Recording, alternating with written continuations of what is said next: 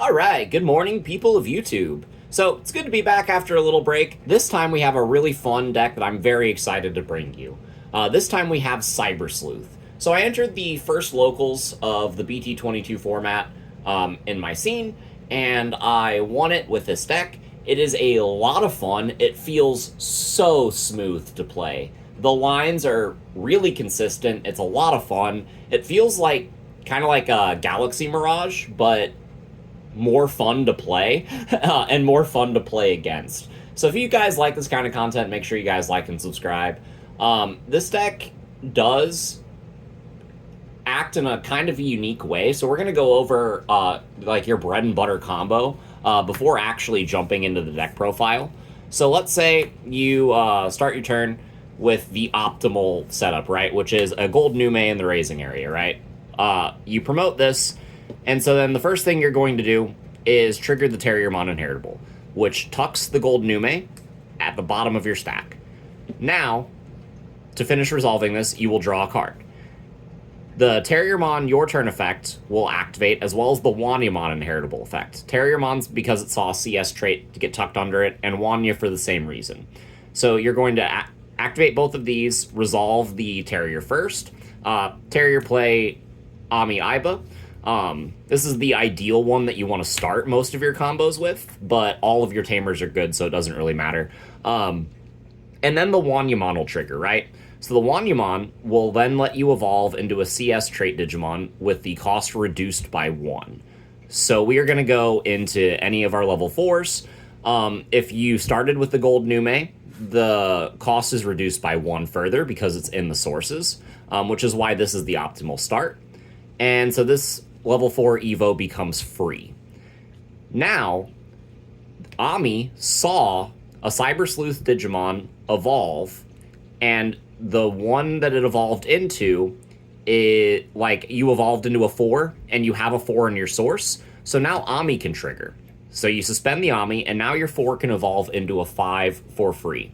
You spent no memory to do this, and if you have the Gargo, then you set up another Tamer. If your 5 is the Rise Gray, then you set up a second Tamer. So you're spending no memory, going into a 5 and setting up 2 Tamers. And your Tamers provide you immense value. You're drawing a bunch of cards because of the inheritables and the multiple evolutions, allowing you to cycle through your deck very quickly and being ultra consistent in the process. And so, yeah, that is kind of the appeal for this deck. Not only that, but all of the Cyber Sleuth cards are perfectly mixable, and they exist in a lot of different colors and strategies. So this deck is a toolbox that you can optimize to your own play style. So definitely take this as a framework for what you can do, rather than the law of how this deck should be played. But yeah, that's it for the bread and butter combo. We are going to jump right into the deck profile. So for the eggs, we are just playing the 4 copies of Wanya. It's really important for the combo, so you really need that to be the one that you're on. For the rookies, we are playing only the ones in this list with the inheritable effect that I went over in your bread and butter combo. They all do slightly different things for your turn effect. Terriermon allows you to play a Tamer, so we're on 4 of that. Palmon allows you to gain a memory, so we're on 4 of that. And then Haguru allows you to minus 3k something. So we're on 3 of that for a total of 11 rookies.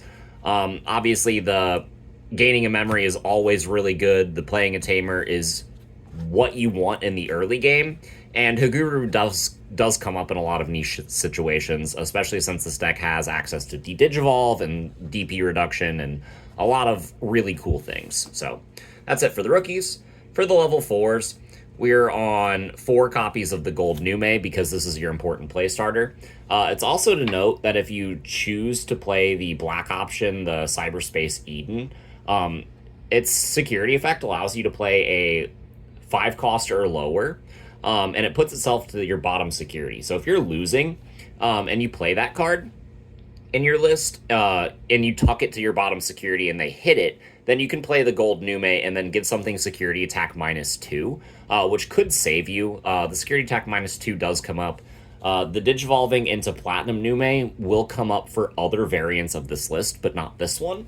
But it's a really good card, especially for that inheritable effect, and the security attack minus really comes up, especially in my match at locals with Ulforce and a lot of the testing that I did after the event. So this was a lot of fun. Then I'm on 4 copies of Gargo because I really value being able to play Tamers for free. I'm on 3 copies of Gardromon. Access to D-Digivolve is very nice, so I really like having 3 copies of this card in the deck. And then I'm on 1 copy of Togemon for the 12th level 4. You'll see a lot of people argue not to play this card, but the Raid and the Piercing did come up for me. I really do like having this card as a one of inclusion, and the inheritable plus 2000 makes it safe to swing with some of your 5 stacks, especially in conjunction with the plus 3000 from the on play and when digivolving. So this card isn't bad. Don't discount it just because other people aren't playing it. If it fits what you're trying to do, definitely consider it as an option for your deck list. For the level 5s, I'm on 4 copies of the Rise Greymon because I really like playing Tamers. Raid comes up sometimes on the level 5, especially if you're playing Sayo, but this list is not. And the inheritable effect is security attack plus 1, which is kind of bonkers considering the play with the rookie can sometimes allow you to just tuck the Rise Greymon and then use the Wanya and the combination of the Gold Numes to go up into another Rise Greymon for virtually free. And then trigger the Ami to go into a level 6 for free. So you're going from a level 5 to a level 6 for like maybe 1 memory. And then you're giving yourself an extra inheritable instance of security attack plus 1. And if that level 6 is Alphamon, then you're clearing their entire security, and if you promoted a rookie, then that's lethal. This deck presents lethal by like turn 3 most of the time you play this deck. So it's a lot of fun. I really like Rise Greymon for what it does. And then I'm on 3 copies of Okuamon. This will make a little bit more sense when we get into the options. But I do really like this card for what it brings to the table. The ability to bounce something to the hand, or suspend something, or both, is very good. Having Fortitude on a level 5 is often overlooked. You can swing with this card pretty safely in a lot of instances. And the inheritable effect to trash security if you blow something up in battle is great. So that combos really well with the Togemon. It combos really well with your instances of Raid, Blocker, all that. Okuamon is just a really fantastic card, and for the same reason that you're playing multiple copies of Lilymon in Adventure, I really like playing 3 copies of Okuamon in this deck because it gives me outs. This deck can clear a board very easily and very efficiently because all of your plays are very cheap memory-wise. Into the level 6s. I'm on 3 copies of Alphamon. I did not want to play 4 because I wanted to have access to a little bit of a toolbox in my level 6 line. This card is very good, but if you have things like Kyoko, then you can kind of recycle it. And it's very nice. Reboot Blocker is good. The ability to give something minus like 5,000 DP whenever this card literally breathes. It's a on play when digivolving and when attacking. So literally, like, Alphamon could like wipe its ass and then just start deleting bodies, and that's kind of nice. The all turns to give yourself plus 3,000 and unsuspend is also very easy to fulfill, making this card just obscenely big and just a massive threat. So this is just one of the best level 6s that you could be playing. But CS has access to a lot of really good level 6s. So we will go ahead and get into one of the other ones that was really pivotal in my night, Dianamon. I only had access to one of this card for the event, and I wouldn't play another one if I had access to more, just because I wanted to play the backup level 6 that I had. But this card being able to strip sources, unsuspend, have Ice-Clad Blocker, and bottom deck something is just absurd. This card came in clutch in my matchup against Ulforce. allowing me to play around Evade, and that's just really nice. I really like Dianamon, and it's a very, very strong card in this deck.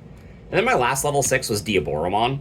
Because you can get into a level 6 for free, or for like really cheap, you can oftentimes go into this while keeping turn, which means that you're generating 2 tokens, blowing something up, and then swinging with Alliance. And then if you have the Rise Gray Inheritable, that's 3 checks. And then your opponent has to clear 3 bodies, plus a potential dude in the back. And then if you have copies of Yugo, then that just makes it even more threatening. This card presents lethal very, very quickly and is a really good comeback card, in all honesty. I really like Diaboromon for the value that it provides to the deck, and it's just a really good piece. But this is it for my level 6s. You need to play more copies of the other levels because you're oftentimes tucking them into your sources to loop to get better pieces. You're not oftentimes doing that with the 6s. And by the time that you want to be doing that with the 6s, you should have a Kyoko established so you can start recycling these pieces anyway. So that is the reason why that count is so low in the deck. You really need the consistency at the earlier levels so that you can start drawing all of your cards and building into those things. For the Tamers, I'm playing 4 copies of Ami Aiba. This card is actually great. It's very important to get this card early and often, which is why I'm playing 4. And the start of your main phase to gain a memory if your opponent is playing Digimon is very good. I'm on 3 copies of Kyoko. A memory setter that recycles our pieces is already good enough, but the fact that you can evolve Alphamon on top of this card if you have 3 or fewer security is really good. It can put you back in the game in a lot of situations. Like, especially since none of your cards really have layers of protection, you're really just kind of going off of the value that your pieces provide, and the ability to establish a new stack for little to nothing, right? So if your opponent clears your bodies, it doesn't really matter because another one is just coming. But in a position where they clear your body and you don't have a dude in the back, Kyoko is really nice because you can just turn this Tamer into an Alphamon, and then your opponent has to deal with that, and that's not fun for them. So I really like this card. I wouldn't play 4. Maybe in a different list, or a different style of list you would, but I feel like for what I'm doing, 3 is the perfect amount. And then the last Tamer in the deck, I'm playing 3 copies of Yugo Kamashiro. This card is really good. It's a searcher, but not only that, it's a Tamer that gets itself off of the field to establish a new body. You usually are able to establish a new body from nothing because of cards like this, and because your cards are so cheap. And that's really nice. But another added value is that all of your dudes that play Tamers only activate if you have 1 or fewer in play. So the ability to have a searcher to grab you some cards deeper into your deck and then get itself out of the way to make room for those key players is very key for a deck like this. It's also one of the other cards that you don't feel bad opening with. Some of the ratios for some of the cards that I have going on are because of that you need an opening play. And this is one of them. So the other card that really adds value to that is the 4 copies of the Kuremi Detective Agency. Just being a generic boost for the deck, you want your optimal opener is this card or the Gold Nume on a rookie in the back. And if you're going second, then you kind of want both. So this card as a 4 of is really key. Not often do you need the extra memory, but it does help, especially if your board gets wiped and you have to rebuild. But if you'll have noticed, that is 49 cards. And the 50th card that I'm playing is something that I haven't seen any other CS player do, and I'm kind of curious as to why. But this deck has access to HPD. Because you have Yugo to play a rookie for 1 memory, and you have access to cards like Okuamon, HPD can allow your green level 5 to evolve for free if you suspend something. So you can suspend like the rookie that you played off the Yugo, and then evolve Okuamon into just a level 6 for free and start popping off. This card is really cool. It also allows most of your level 4s to go into a level 5 for free, which is really key. This card is just tremendous value, and in all honesty, it should be banned. But yeah, that is it for my take on just like a basic toolbox CS deck. It's a lot of fun, and I highly recommend that you try it because this deck has a lot going for it, and I really strongly feel that this could be a tier 1 deck in the upcoming format. Especially if we get any sort of ban list that hinders Digimon at all. So, hope you all enjoy, and we will see you all in the next video. Bye, everyone.